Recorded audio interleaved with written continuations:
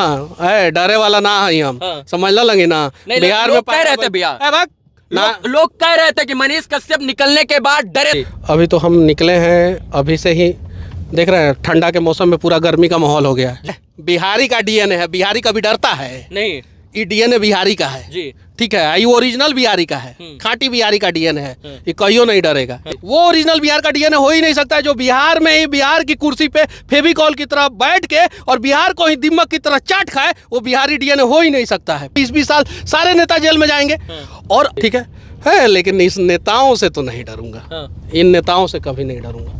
आपको नहीं लगता है कि आपको इतना दिन जेल में रहना और ये एनएसए जैसी धाराएं आपके ऊपर लग जाना, ये नेताओं की ही करतूत है? कहीं उनका भी हाथ हो सकता है? हाथ हो सकता है, उनका हाथ, पांव, टांग, आंख, नाक, मुंह, गर्दन, गला सब उन्हीं का है, तभी जाके मेरे ऊपर एनएसए लगा। दुख की घड़ी छटी है और उस किरण का, उस एक नए युग का उदय हुआ है, जिस किरण का इंतजार सब कोई कर रहा था। बिहार के 38 जिला के साथ साथ देश के तमाम लोग कर रहे थे।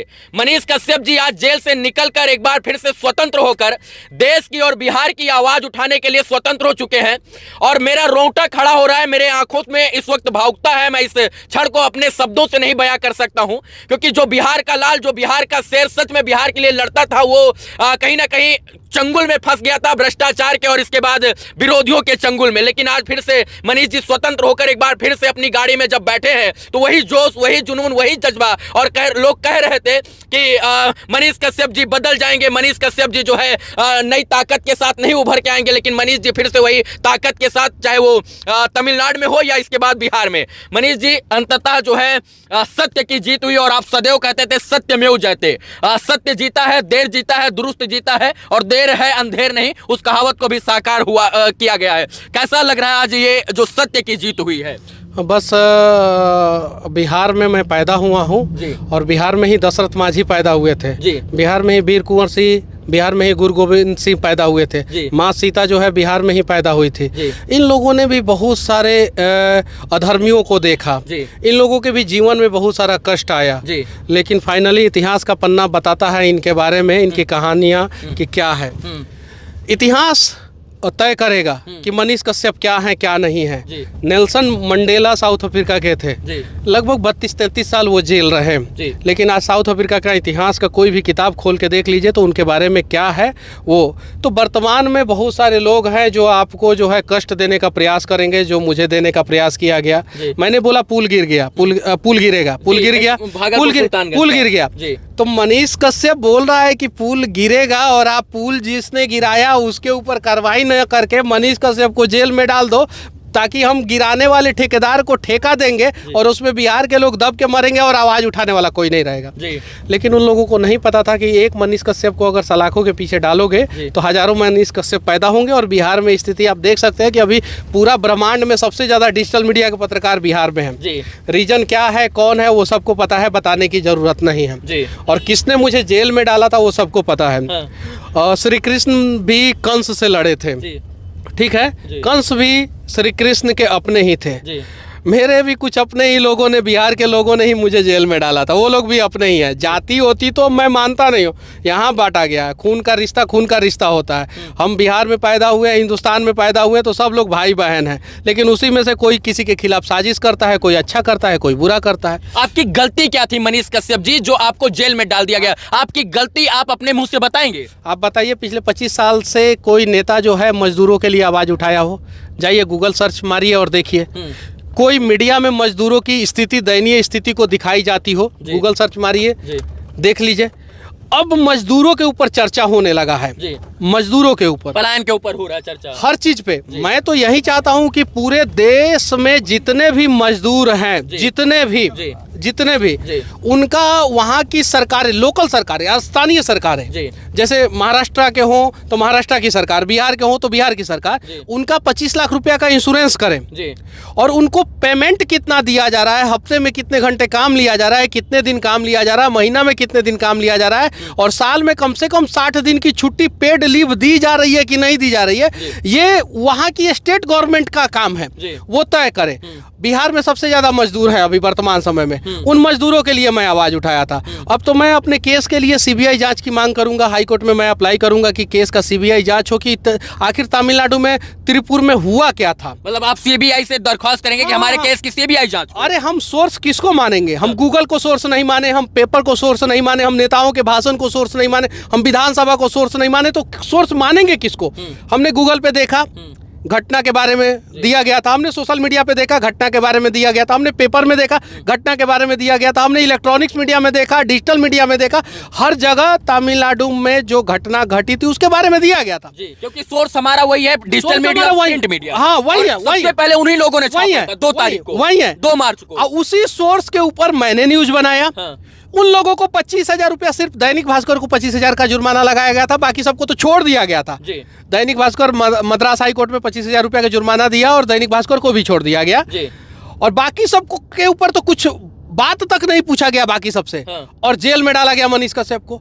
अरे हमारा अपराध क्या है पहले ये बताइए मजदूरों के लिए। चलिए आज आपको भी नहीं पता कि आपका अपराध क्या है। सरकार इस सवाल का जवाब पूरा बिहार जानना चाहता है कि आपका अपराध क्या है। मैं सरकार से कहना चाहता हूं कि चलिए, अगर आपके नजर में मैंने झूठ वीडियो बनाया है तो आप बताइए किसके लिए बनाया। मनीष कश्यप अपने घर के लिए बनाया है?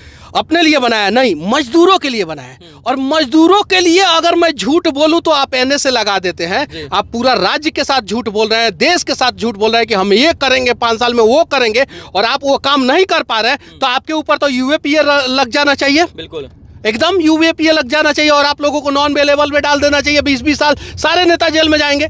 और अगर सरकार के हिसाब से मैंने झूठ नहीं बोला है, मैं फिर से कहना चाहता हूं, मैं सोर्स के हिसाब से बात किया हूं। अगर सरकार के हिसाब से लगता है कि मनीष कश्यप झूठ बोला है और उसको जेल में डाल दिया जाए एनएसए के तहत, तो मैं अब तो नेताओं का भाषण निकाल के आप लोगों को दिखाऊंगा कि ये नेता ने ये झूठ बोला है, ये नेता ने ये झूठ बोला, इनको भी जेल में डालो, इनको भी जेल में डालो। मैं साक्ष्य के साथ दूंगा कि इन्होंने बोला था इतने करोड़ को ये करेंगे, इन्होंने को बोला था इतने लाख को ये करेंगे, इन्होंने बोला था इस जिला में ये करेंगे, इन्होंने बोला था उस जिला में वो करेंगे, इन्होंने बोला था इस जाति के लिए ये करेंगे, इन्होंने बोला था उस धर्म के लिए वो करेंगे। और सारा डिटेल्स, समय सीमा उन लोगों ने बताया, वो सारा डिटेल्स निकाल के मैं इन लोगों को दिखाऊंगा कि आप लोगों के ऊपर कौन एनएसए लगाएगा, कौन यूएपीए लगाएगा। भैया बिहार के लोगों ने, सच बात है कि आपके लिए लड़ाई लड़ी, चाहे वो तन से हो, इसके बाद मन से हो, या ग्राउंड पर उतर कर तमाम प्रकार की लड़ाई लड़ी। जेल में 9 महीना आप लगभग रहे हैं, तमिलनाडु रहे, इसके बाद बेऊर जेल में आपको शिफ्ट किया गया। तमिलनाडु की जेल में आपके साथ कैसा बर्ताव किया गया? उसके बारे में मैं बाद में बताऊंगा, ठीक है? अभी समय नहीं है, बस उसके बारे में मैं बाद में कुछ चीजों को जो है वो हाइड रहने दीजिए। एक सवाल है जिसका जवाब हम लोगों से अमूमन पूछा गया ये 2-4 दिन के अंदर कि क्या मनीष कश्यप जी जेल से निकलने के बाद माइक लेकर बिहार के लोगों की आवाज बुलंद करेंगे या राजनीति के माध्यम से अपना योगदान देकर राजनीति का उज्जवल भविष्य करेंगे? माइक कभी मैं नहीं छोड़ूंगा, बस इतना जान जाइए जी। माइक नहीं छोड़ूंगा, बस माइक लेकर ही लड़ाई लड़ी। माइक कभी मैं नहीं छोड़ूंगा। और मैंने जो सिविल इंजीनियरिंग की पढ़ाई की है उसको भी मैं कभी नहीं भूलूंगा।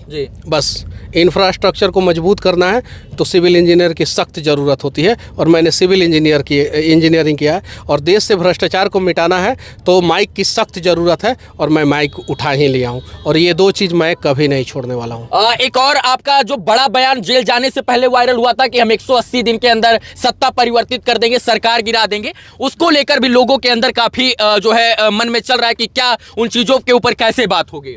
देखिए आज पहला दिन है, आज इन सब चीज़ों पे मैं नहीं बात करना चाहता हूँ जी।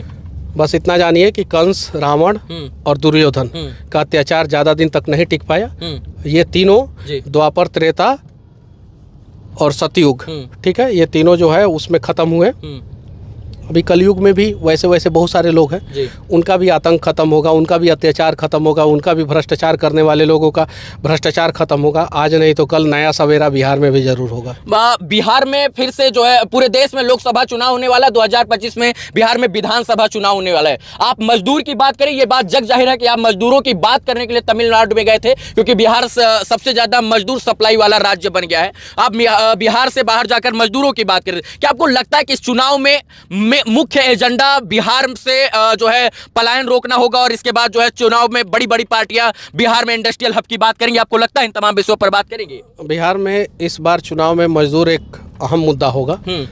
और मजदूर के लिए सरकार को कुछ ना कुछ करना ही पड़ेगा, मजदूरों के आगे सरकार को झुकना ही पड़ेगा जी। इस बार किसी भी हाल में, कोई भी सरकार हो, भाजपा हो, कांग्रेस हो, आरजेडी हो, जदयू हो, कोई भी सरकार हो, सपा हो, कोई भी, जिसको भी बिहार में चुनाव लड़ना है, जिसको भी, उसको मजदूर के लिए कुछ ना कुछ करना होगा। जिसको चुनाव जीतना है उसको मजदूर के लिए कुछ ना कुछ करना होगा, सिर्फ बात नहीं, जमीन पे कुछ ना कुछ करना होगा।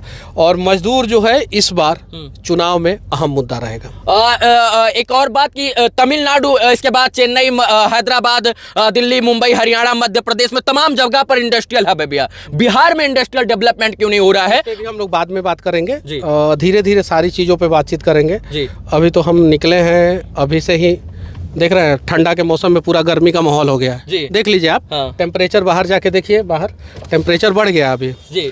तो तापमान बढ़ेगा धीरे धीरे, टेम्परेचर विरोधियों के अंदर भी बढ़ गया है। हाँ, तो तापमान बढ़ेगा धीरे धीरे। और हाँ, डरे वाला ना है हम, समझ लगे ना। बिहार में कह रहे थे भैया, लोग कह रहे थे कि मनीष कश्यप निकलने के बाद डरे सहमे नजर आए। बिहारी का डीएनए है, बिहारी कभी डरता है नहीं, ये डीएनए बिहारी का है जी। ठीक है, ये ओरिजिनल बिहारी का है, खाटी बिहारी का डीएनए है, ये कहियो नहीं डरेगा। एक बात है, डीएनए पे बात करने वाले लोग आए ना, आए, हम बताते हैं कि डीएनए ओरिजिनल बिहार का क्या होता है।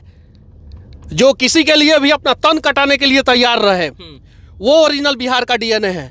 जो सीमा पे देश की सुरक्षा करे, वो ओरिजिनल बिहार का डीएनए है। वो ओरिजिनल बिहार का डीएनए हो ही नहीं सकता है जो बिहार में ही बिहार की कुर्सी पे फेविकॉल की तरह बैठ के और बिहार को ही दिमक की तरह चाट खाए, वो बिहारी डीएनए हो ही नहीं सकता है। और इस डीएनए को बदला जाएगा अब। जो लोग काम बदलना नहीं है, डीएनए को हम नहीं बदल सकते हैं। अब फॉल्टी डीएनए किसी का होगा तो उसको हम लोग क्या बदल सकते हैं? कुछ नहीं बदल सकते।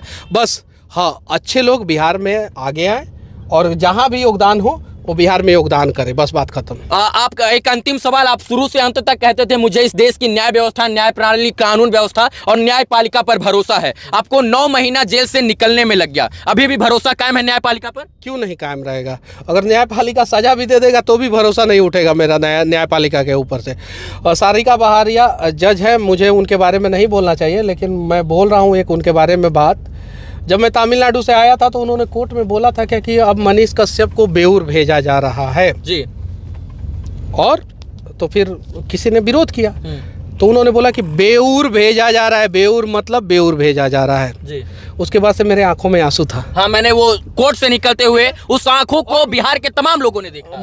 वो डर का आंसू नहीं था जी, वो न्यायपालिका पे भरोसा का आंसू था, उम्मीद का आंसू था। ऐसे हजारों नहीं लाखों सारिका बहारिया जैसे जज हैं जो सच देखते हैं जी, सच के हिसाब से फैसला लेते हैं जी। मैं धन्यवाद देना चाहता हूं ऐसे ऐसे लोगों को। मुझे मीडिया के सामने नहीं बोलना चाहिए, लेकिन उन्होंने सच देखा और उन्होंने मुझे बेऊर भेजा जी। अब एक जेल से छूट के मैं जेल में आया तब मेरे आंखों में आंसू था। अब सोचिए आगे जो होगा, जज जो भी फैसला दे, जो भी जिस कोर्ट में भी मेरा केस हो, जो भी फैसला दे, मैं जज के फैसला के ऊपर मैं सवाल नहीं उठाऊंगा, कभी भी नहीं उठाऊंगा, ठीक है। लेकिन इस नेताओं से तो नहीं डरूंगा, इन नेताओं से कभी नहीं डरूंगा। आपको नहीं लगता है कि आपको इतना दिन जेल में रहना और ये एनएसए जैसी धाराएं आपके ऊपर लग जाना, ये नेताओं की ही करतूत है? कहीं उनका भी हाथ हो सकता है? हाथ हो सकता है, उनका हाथ, पाँव, टांग, आंख, नाक, मुंह, गर्दन, गला सब उन्हीं का है, तभी जाके मेरे ऊपर एनएसए लगा। मेरे ऊपर कोर्ट ने एनएसए नहीं लगाया था, कोर्ट ने तो एनएसए हटा दिया। सच बात है कि एनएसए जो है मद्रास हाई कोर्ट की मदुरई बेंच ने मनीष कश्यप जी के ऊपर जो एनएसए लगा था उसको क्वैश कर दिया। क्वैशिंग का मतलब खत्म कर दिया। कोई ग्राउंड नहीं मिला एनएसए का, जिसकी वजह से राष्ट्रीय सुरक्षा कानून अधिनियम जो था वो मनीष कश्यप जी के ऊपर से मद्रास हाई कोर्ट की मदुरई बेंच ने हटा दिया था और बताया कि कोई ऐसा ग्राउंड एविडेंस ही नहीं है जिसके तहत, जिसको मद्देनजर रखते हुए मनीष जी के ऊपर एनएसए को स्टैंड किया जाए। और यही कारण है कि विगत 1 महीना पहले दीपावली के लगभग समथिंग जो है मनीष कश्यप जी के ऊपर से एनएसए जो है वो पूरी तरीके से खारिज कर दिया गया था। और इसके बाद उस वक्त कहा गया था कि सच में मनीष कश्यप जी ने कोई भी जो है राष्ट्रद्रोह का कार्य ही नहीं किया था, तो राष्ट्रद्रोह का मुकदमा क्यों? तमाम लोग हैं जो देश के विपरीत जाकर भी, देश को में लड़ाने का, दंगा फैलाने का, हिंदू मुस्लिम कराने का, हिंदू मुस्लिम को लड़ाने का के नाम पर जो है जातीय उन्माद फैलाते हैं, धार्मिक उन्माद फैलाते हैं, उनके ऊपर एनएसए नहीं लगता है। आप मजदूर की बात की, आपके ऊपर एनएसए लग गया। मैं जेल में था, मदुरई जेल में था मैं जी टाइम्स ऑफ इंडिया में पढ़ता था। मैं बहुत सारा अखबार पढ़ता था, जितना भी इंग्लिश अखबार आता था, हिंदी तो आता नहीं था वहाँ पे। जितना भी इंग्लिश अखबार, the Hindu, times of India, Deccan Chronicle और भी बहुत सारा अखबार था, इंडियन एक्सप्रेस, ये सब पढ़ता था तो बिहार का खबर देता था। उस बीच में बिहार में बहुत सारा दंगा हुआ, बेगूसराय में हुआ और भी बहुत सारे जगहों पे। उन लोगों के ऊपर NSA क्यों नहीं लगाया क्या जो दंगा किए बिहार में? मेरे वीडियो की वजह से तो बिहार में कभी दंगा नहीं हुआ, मेरे ऊपर NSA लगा दिया गया। तो ये नेता जो है अपनी राजनीति रोटी सेकने के लिए ऐसा करते रहते हैं। और जो देखते हैं कि देखिए समस्या क्या है। एक और सवाल है इसमें कि आपके सारे सवालों का जवाब मैं बाद में दूंगा। एक अंतिम सवाल कि आप जब तक बिहार में थे भैया, तब तक कोई जो है आपके ऊपर एकदम नॉर्मल धारा थी, लेकिन जैसे ही आप तमिलनाडु पहुंचे सारा NSA वहीं से लगा, वो भी तमिलनाडु से। देखिए तमिलनाडु गवर्नमेंट को जो है मेरे से तो कोई मतलब ही नहीं था, मेरे बारे में तमिलनाडु गवर्नमेंट जानता भी नहीं था। यहाँ से जो आदेश हुआ वो वहाँ पे पालन हुआ जी, बस इतना ही कहूँगा। और बाकी सारे सवालों का जवाब मैं बाद में दूंगा। और मेरे ऊपर ये लोग केस करते रहे, कोई डर नहीं है मुझे, ठीक है। ये लोग मेरा कुछ नहीं उखाड़ सकते हैं, बस इतना ही जानता हूँ मैं, कुछ नहीं। और मेरा भाषा ऐसा ही रहेगा, ऐसा नहीं है कि मनीष कश्यप डर जाएगा, ये सब वो सब ऐसा वैसा। ये देश को नोच के खाने वाले लोगों के लिए हम लोग सभ्य भाषा का इस्तेमाल करें। अरे आई लोग असभ्य तरीके से जो है बिहार को लूटते रहे, और उसके लिए जो है अटल बिहारी वाजपेयी का मैं एक किताब पढ़ रहा था जी। उसमें लिखा हुआ था कि सरकार के तर्कस में अनेकों तीर होता है जो पत्रकारिता को कभी भी दबा सकता है। मेरे मैं जेल में वो किताब पढ़ा। और हरिशंकर परसाई एक राइटर हैं, उनका मैं किताब पढ़ रहा था, भीगता हुआ स्वतंत्रता और ठिठुरता हुआ गणतंत्र। जब वो किताब आप लोग पढ़िएगा तो उसमें एक्चुअल मायने पता चलेगा कि पत्रकारिता को कैसे दबाया जाता है, और आज़ादी का मकसद मतलब क्या है, और गणतंत्र का मतलब क्या है। तो मैं बोलूँगा जितने भी पत्रकारिता लोग कर रहे हैं, कभी समय मिले तो कुछ किताबें पढ़िए ऐसे ऐसे महापुरुषों का। अटल बिहारी वाजपेयी तो प्रधानमंत्री थे, और प्रधानमंत्री बनने के बाद जो है उन्होंने किताब लिखा कि वो जब पत्रकारिता कर रहे थे पंचजन में, और एक और राष्ट्र धर्म शायद से उन 2 पेपर था उस समय जब आज़ाद भारत हुआ था, उस समय करते थे। तो उनको जो है दबाया गया, अटल बिहारी वाजपेयी को दबाया गया और उन्हें मजबूरन राजनीति में आना पड़ा। तो बहुत सारी चीज़ें हैं, आप लोग भी जाके कुछ किताबें पढ़िए और देखिए कि हमारे इतिहास में जो है कुछ लोगों ने किस प्रकार से हमारे महापुरुषों के ऊपर अत्याचार किया है। शायद आज भी वही काम हो रहा है।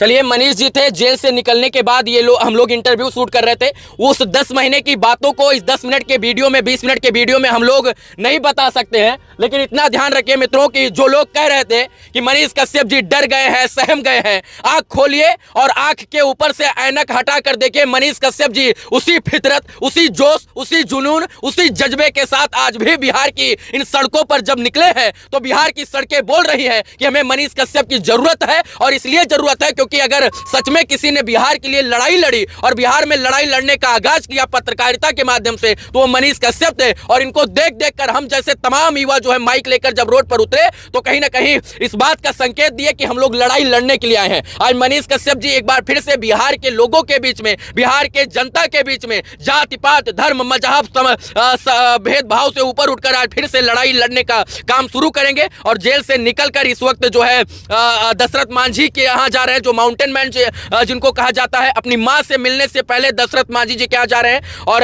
ये जो जज्बा है इसको सलाम है, क्योंकि जिस प्रकार से 9 महीना कोई जेल में रहे, 9 दिन कोई जेल में रह जाता है तो उसका हौसला जुनून सब कुछ टूट जाता है। लेकिन जिस प्रकार से मनीष कश्यप जी 9 महीना 10 महीना बाद भी जेल से निकलने के बाद उसी हौसले के साथ आगे बढ़ रहे हैं, ये बताता है, ये दर्शाता है कि बिहार में एक नए युग की क्रांति की शुरुआत है। और उस क्रांति का नाम मनीष कश्यप हो सकता है, क्योंकि जिस जज्बे के साथ ये आगे बढ़ रहे हैं। और आज जिस प्रकार से मैंने बेऊर जेल के सामने लाखों लोगों की भीड़ देखी, हजारों लोगों की भीड़ देखी, उस बात को मैं दावे के साथ कह सकता हूं कि बिहार में एक नए युग की शुरुआत हो चुकी है। और आज की सुबह की पहली किरण जो थी वो ऐतिहासिक किरण थी, और ये ऐतिहासिक किरण इतिहास के पन्नों में जरूर दर्ज होगी। ये ऐतिहासिक मर्तबा था जब किसी पत्रकार के लिए इतनी लोग जो है जेल के बाहर खड़े होकर 2 दिनों से इंतजार कर रहे थे, और अंततः सबके इंतजार की घड़ियों का जो अंत था वो उसका अंत हुआ। बाकी मनीष जी थे, हम लोग इस तमाम विषयों पर बात कर रहे थे। उम्मीद है कि ये वीडियो आपको अच्छा लगा होगा, और इनके 9 महीने का संघर्ष था वो हम इस शब्दों में नहीं बयां कर सकते। आप लोग तमाम लोग इन लोगों का सहयोग कर रहे थे। बहुत बहुत धन्यवाद इस वीडियो को देखने के लिए मित्रों। जय हिंद।